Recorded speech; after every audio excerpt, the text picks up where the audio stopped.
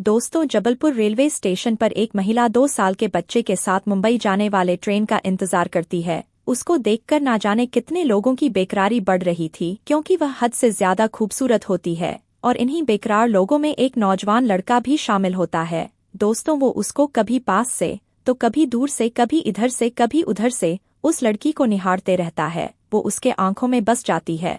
वो महिला उसके सपनों की रानी लगती है। लेकिन तभी ट्रेन आ जाती है और सारे लोग अपने अपने डिब्बे में जाकर अपने अपने सीटों पर बैठ जाते हैं। वो लड़का A1 में बैठता है। वो महिला किसी और डिब्बे में चली जाती है। वो सीट पर बैठे बैठे उस महिला के बारे में सोचने लगता है, जो कि 1 घंटे के अंदर ही उसके दिल के गहराइयों में बस चुकी थी। वो इधर उधर देखने लगता है और यही सोचता है कि काश एक बार और उसको देखने को मिल जाए, एक बार और उस महिला की झलक मिल जाए। दोस्तों, एक और शानदार सफर की ये लाजवाब कहानी है। आइए जानते हैं पूरी कहानी इस वीडियो में। लेकिन वीडियो में आगे बढ़ने से पहले बस ही रिक्वेस्ट कि आप वीडियो को लाइक कर दीजिए, चैनल को भी सब्सक्राइब कर लीजिए ताकि मेरा हौसला बढ़ता रहे। दोस्तों, ये कहानी है मध्य प्रदेश के जबलपुर जिले की। उस महिला का नाम गीता होता है। दोस्तों, अप्रैल 2023 का वो महीना था जब वो महिला जबलपुर रेलवे स्टेशन पर 2 साल के बच्चे के साथ मुंबई मेल ट्रेन का इंतजार करती है। यह ट्रेन हावड़ा जंक्शन से चलकर मुंबई के छत्रपति शिवाजी महाराज टर्मिनल तक जाने वाली थी और इस दरमियान वह जबलपुर रेलवे स्टेशन पर भी 5 से 10 मिनट के लिए रुकती है। दोस्तों, वो गीता उसी स्टेशन पर उस ट्रेन का इंतजार करती है। बहुत ही खूबसूरत सलवार सूट पहने हुए उस बच्चे के साथ जब वो बेंच पर बैठी होती है तो सारे लोग उसको हैरानी भरे नजरों से देखते हैं। लगता ही नहीं कि ये इसी का बच्चा है। एक नौजवान 22 साल की वो लड़की लग रही थी। अब उसी को निहारते हुए एक लड़का उसी के आसपास ही रहता है, उसी के आसपास ही घूमता है। दोस्तों, उस लड़के का नाम राजू होता है। राजू की उम्र 24 साल की होती है। वो भी मुंबई जाने के लिए ट्रेन का इंतजार कर रहा था। दोस्तों, गीता को ऐसे निहार रहा था कि जैसे जिंदगी में पहली बार वो किसी लड़की को देख रहा था। जब वो देखता है कि लोग उसकी तरफ देखते हैं तो थोड़ी दूर में जाकर उसको निहारने लगता है, कभी इधर से कभी उधर से। और दोस्तों, ऐसे करते करते जिस बेंच पर गीता बैठी थी उस बेंच से कोई जब उठता है तो तुरंत जाकर वह राजू वहां पर बैठ जाता है और अपना मोबाइल निकाल लेता है। अब जो 2 साल का बच्चा था बहुत ही चंचल था। कभी इनका बैग छूता है, कभी उनका बैग छूता है। वो गीता उसके पीछे परेशान रहती है, लेकिन जैसे ही मोबाइल निकालता है और मोबाइल में कुछ चलाता है, वह बच्चा तुरंत उसके पास आ जाता है और उसका मोबाइल देखने लगता है। जब वह मोबाइल देखने लगता है तो राजू उसको दुलारने लगता है। वो कहता है कि बेटा क्या देखोगे, कार्टून देखोगे क्या? दोस्तों, उस बच्चे के लिए राजू कार्टून लगा देता है और वो बच्चा बड़े गौर से उसको देखने लगता है और इसी बहाने राजू को गीता से बातचीत करने का मौका मिल जाता है। वो गीता से कहता है कि मोबाइल देखने में तो उस्ताद है आपका बच्चा।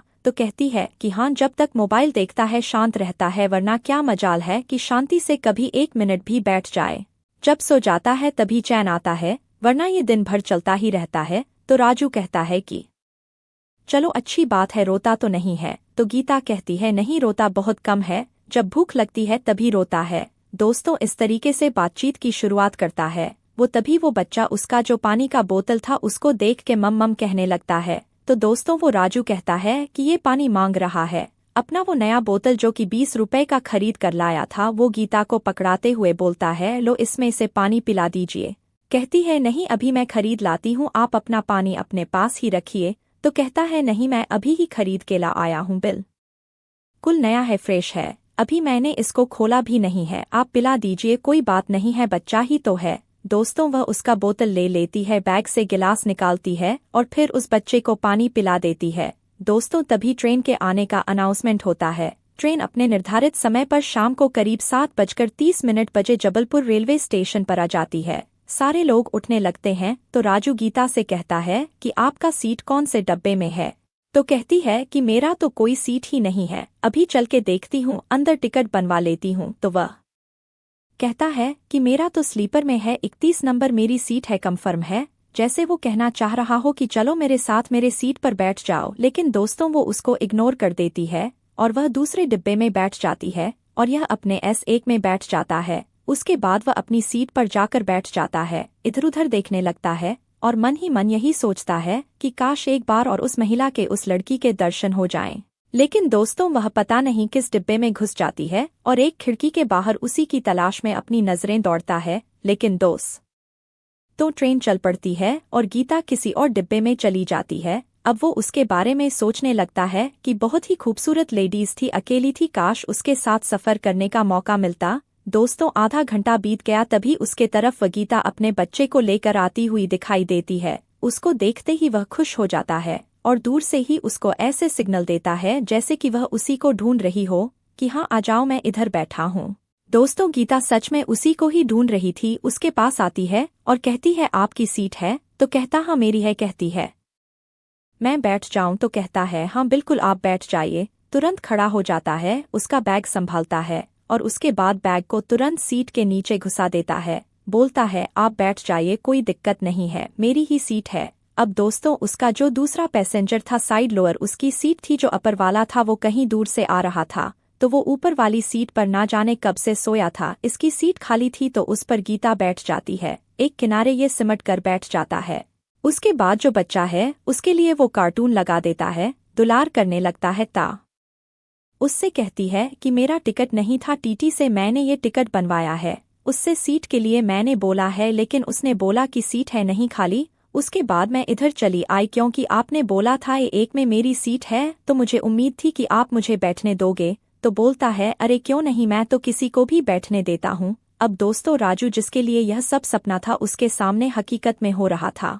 जिसको वो 1 घंटे से निहारे जा रहा था वो उसके सामने बिल्कुल बैठी थी, उसी के सीट पर बैठी थी और उसे यह भी पता चल जाता है कि अच्छा इस तरीके से ये जा रही है, इसका कोई सीट नहीं है। तो उसकी खुशियां 7वें आसमान पर उड़ने लगती हैं कि चलो रास्ते भर तो यह कम से कम मेरे साथ चलेगी। उसके बाद राजू कहता है कि आप पैर फैला लीजिए, आराम से बैठ जाइए। तो गीता कहती है कि भैया आप कितना कष्ट सहोगे दूसरे के लिए, अभी मैंने एक लेडीज के सीट पर बैठने की कोशिश करी लेकिन उसने तुरंत मुझे भगा दिया। मैं सोच रही थी लेडीज हैं, चलो इनके साथ चली जाऊंगी तो कोई दिक्कत नहीं होगी, लेकिन उन्होंने बैठने तक नहीं दिया। जैसे मैं बैठ रही थी उन्होंने कहा कि यहाँ कहाँ बैठ रही हो, मेरी तबीयत खराब है, यहाँ मत बैठो, आप यहाँ से चली जाओ। राजू कहता है कि सब लोग एक जैसे नहीं होते भाई, मैं तो कोई बैठने को कहता है तो मैं बिठा लेता हूँ। तो दोस्तों इस तरीके से वो बातें करने लगता है। उसके बाद गीता अपने पैर फैला लेती है, बोतल से दूध निकालती है, उस बच्चे को दूध पिलाने लगती है। उसके बाद बच्चा दूध पीते पीते सो जाता है। फिर वो राजू से कहती है कि आप भी आराम से बैठ जाओ अपनी ही सीट पर, आप इतने सिमट कर क्यों बैठे हो, आप भी पैर फैला लो। दोस्तों वो पैर फैलाता है और जैसे ही पैर फैलाता है गीता के पैरों में उसका पैर टच हो जाता है। वो डर के मारे पैर तुरंत समेट लेता है और गीता की तरफ देखने लगता है। गीता मुस्कुरा देती है, कहती है कि फैला लो, कोई दिक्कत नहीं है, कौन जान रहा है कि आप कौन हो, मैं कौन हूँ, फैला लीजिए, आप आराम से बैठ जाइए, मुझे कोई परेशानी नहीं है। दोस्तों पैर फैला लेता है, आप समझ सकते हैं कि उसके दिल पर क्या बीत रही होगी। 9:00 बज जाते हैं और उसके बाद वह कहता है कि खाना वाना नहीं खाएंगे आप? तो कहती है कि नहीं मैं खाना नहीं लाई हूँ, ये बाबू ने कुछ बनाने नहीं दिया, इतना परेशान कर रहा था, तो अभी कुछ आता है चिप्स वगैरह तो मैं ले लूंगी। दोस्तों एक चिप्स वाला आता है और गीता के लेने से पहले ही वो 20 रुपए कहता है कि रहने दो, इतना किस लिए लिया हूँ, इसी में से खा लेना, मैं इतना थोड़ी खाऊंगा। दोस्तों उसके बाद वो एक बड़ा सा पैकेट जो चिप्स का लेता है उसे फाड़कर गीता के सामने करता है, बोलता है लो खाओ। दोस्तों गीता जो है उसमें से चिप्स खाने लगती है और थोड़ी देर में अपने बच्चे को और किनारे कर देती है और खिसक कर उसके पास आ जाती है। जब उसके पास आ जाती है दोनों चिप्स खाने लगते हैं, फिर कुरकुरे खाते हैं, कोल्ड ड्रिंक पीते हैं। वो कहती है भैया रहने दो, कितना खिलाओगे आप? तो कहता है अरे कोई बात नहीं, खा लो, फिर पता नहीं जिंदगी में मुलाकात होगी कि नहीं होगी। अब दोस्तों गीता कहती है राजू से कि अगर आप नहीं होते तो मेरे लिए परेशानी बढ़ जाती, मैं कैसे जाती? तो राजू उससे बोलता है कि ये बात तो मुझे सोचना चाहिए कि मेरी कितनी खुशकिस्मती है कि आप जैसी खूबसूरत लड़की मेरे बगल में बैठी हैं, मेरे सीट पर बैठी हैं। यह कहते हुए दोस्तों वह डर के मारे कांपनी भी लगता है। तो गीता उससे कहती है कि इतनी भी तारीफ मत करो, एक बच्चे की माँ हूँ मैं। तो कहता है कि इससे क्या फर्क पड़ता है, प्लेटफॉर्म पर तुमसे खूबसूरत तो कोई था ही नहीं, मेरा दावा है इस ट्रेन में तुमसे खूबसूरत कोई नहीं होगा, मेरा दावा इस दुनिया में तुमसे सुंदर कोई नहीं होगा। अब ये सुनकर दोस्तों गीता कहती है कि ओहो इतनी भी झूठी तारीफ मत करो, इतनी भी सुंदर नहीं हूँ मैं दोस्तों ये सब कहते हुए वो डर भी रहा था, कांप भी रहा था, लेकिन उसे बस यही मौका था, एक दिन का मौका था, इसीलिए वो सब कुछ कह देना चाहता था। वो बोलता है, सच में आप बहुत खूबसूरत हो, जब से आप प्लेटफॉर्म पर बैठी थी मैं आप ही को देखे जा रहा था। गीता कहती, हाँ मुझे भी पता है कि आप मुझे ही देख रहे थे, इसीलिए मैं आपको ढूंढते ढूंढते आई हूँ कि आप कम से कम मुझे अपने सीट पर बिठा लोगे। दोस्तों हंस देता है, बोलता है कि हाँ आपने सही समझा, सही जगह पर आप आई हैं। अब दोस्तों दोनों बातें कर ही रहे थे। राजू की खुशियां सातवें आसमान पर उड़ रही थी क्योंकि रात होने वाली थी। अभी रात का सफर बाकी था, तभी टीटी वहां पर आता है और कहता है कि अरे मैडम, मैं आपको कब से ढूंढ रहा हूँ, आपके लिए एक सीट मैंने बड़ी मुश्किल से व्यवस्था की है।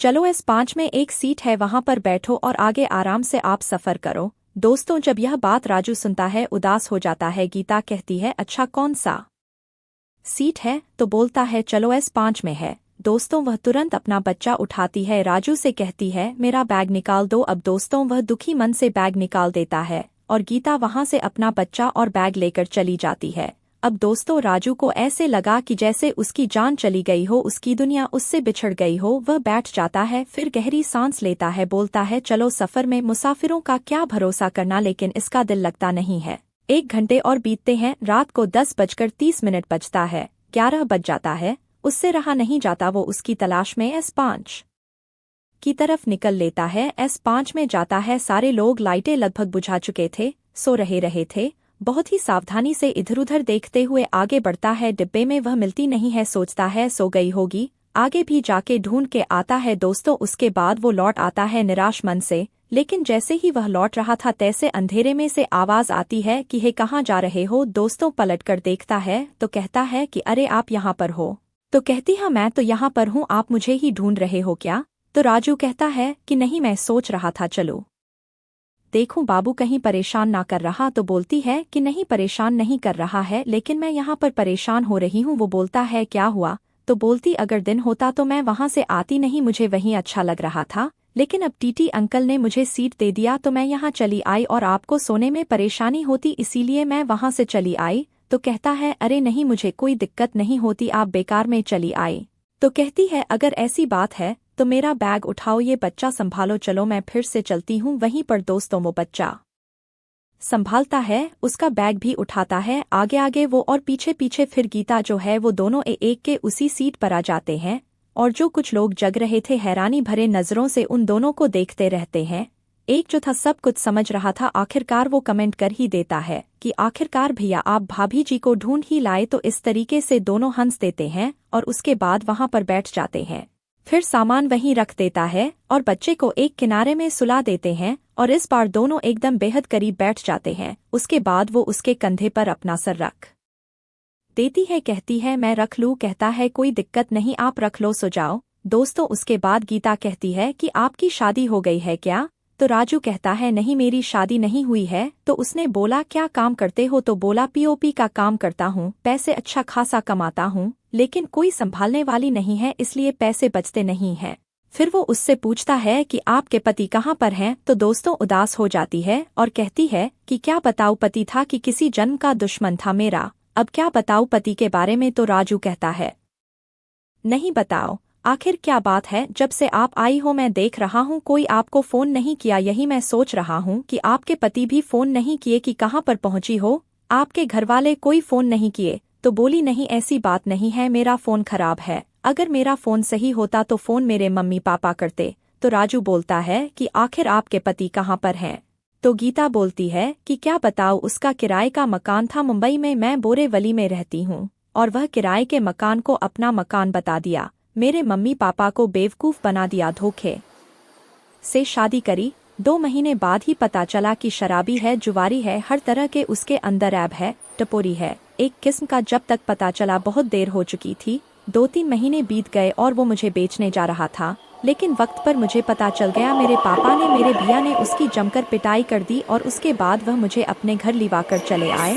तब से मैं अपने मम्मी पापा के पास रहती हूँ, यह बेटा हो गया उसके बाद, अब बताओ ऐसे चल रही है जिंदगी। तो उसने बोला अब वो कहाँ पर है पति तुम्हारा? तो गीता कहती है अरे मर रहा होगा कहीं उससे या लेना देना उससे कोई मतलब नहीं है। तब से उसकी कोई खोज खबर नहीं है, ना उसने मेरी शक्ल देखी ना मैंने उसकी शक्ल देखी है। उससे कोई लेना देना नहीं है, चला गया होगा कहीं, उसका क्या ठिकाना था। अब दोस्तों रात के 11 बज गए, 12 बज गए, दोनों बातें कर रहे थे। धीरे धीरे तमाम तरह की बातें किए और इस तरीके से बातें करते करते दोनों में प्यार हो जाता है। तो कहती है कि अब मुझे नींद आ रही है, मुझे सोना है। कहता है सो जाओ, कोई दिक्कत नहीं है। दोस्तों पैर लटका के बैठ जाता है, गीता सो जाती है, लेकिन उसके सर के नीचे कुछ रखने की जरूरत थी। वह राजू से कहती है कि मैं आपके पैरों पर अपना सर रख लूं क्या। राजू कहता है यह भी कोई पूछने वाली बात है। दोस्तों वह घूम के इधर आती है, अपना सर उसके पैरों पर रख लेती है। बच्चा उसका बगल में सोया रहता है और ऐसे 2 घंटे सोती है। जब फिर 3 या 4 बजे उठती है तो राजू से कहती है अब आप भी सो जाओ थोड़ा सा। दोस्तों अब वो गीता के गोद में अपना सर रख के सो जाता है। गीता उसके सर को सहलाती है और बहुत ही प्यार से वह सो जाता है। दोस्तों 2 बहुत ही खूबसूरत जिंदगी, कुछ बेहतरीन लम्हे उस ट्रेन में उस सफर में जी रहे थे। दूसरे दिन सुबह 11 या 12 बजे ट्रेन छत्रपति शिवाजी महाराज टर्मिनल पहुंचती है। उसके बाद वह वहां से अपने मायके चली जाती है। दोनों एक दूसरे का नंबर लेते हैं। दोस्तों उसके बाद बातों का सिलसिला चलने लगता है। 4-6 महीने तक एक दूसरे से बातें करते हैं। गीता उसे अपने मायके बुलाती है। उसके माता पिता, उसके भैया भाभी सारे रहते थे और इस दरमियान वह घर पर आए थे अपने नानी की सेवा करने। उनकी तबीयत खराब थी तो उसके नानी की तबीयत ठीक हो गई थी, तो इसीलिए अब वहां से मुंबई उस दिन वापस जा रही थी। इस तरीके से अपने पापा से भी मिलवाया। 4-6 महीने बहुत सारी प्यार भरी बातें करने के बाद गीता और राजू का जब एक दूसरे से दूर रहना मुश्किल हो गया तो दोस्तों उन्होंने आपसी रजामंदी से परिवार की सहमति से शादी कर लेते हैं और पिछले महीनों से एक बहुत ही शानदार जीवन एक दूसरे के साथ गुजार रहे हैं। तो दोस्तों यह रही मध्य प्रदेश के जबलपुर जिले के गीता और राजू की कहानी। आप लोगों को कैसी लगी कमेंट करके ज़रूर बताएं। ज़रा भी अच्छी लगी हो तो वीडियो को लाइक करें, चैनल को सब्सक्राइब करें। फिर मिलेंगे अगले वीडियो में, तब तक के लिए जय हिंद।